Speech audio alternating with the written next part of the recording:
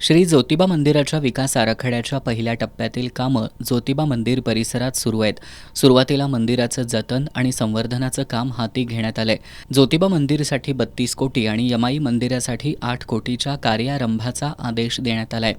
विकास आराखड्याअंतर्गत मंदिर परिसरात विद्युतीकरण, अग्निशमन, सीसीटीव्ही, रोषणाईची कामं केली जाणार आहेत.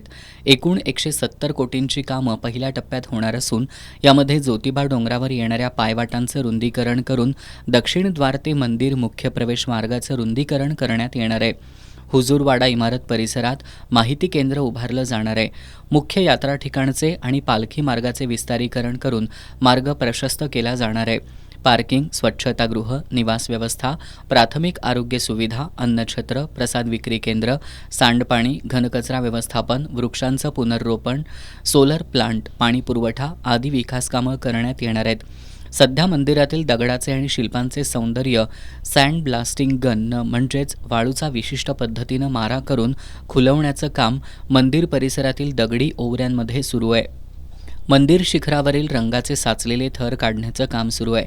या विकास कामांमुळे मंदिर आणि परिसराचा चेहरा मोहरा बदलणार आहे. पर्यटन वाढीला आणखी चालना मिळणार आहे.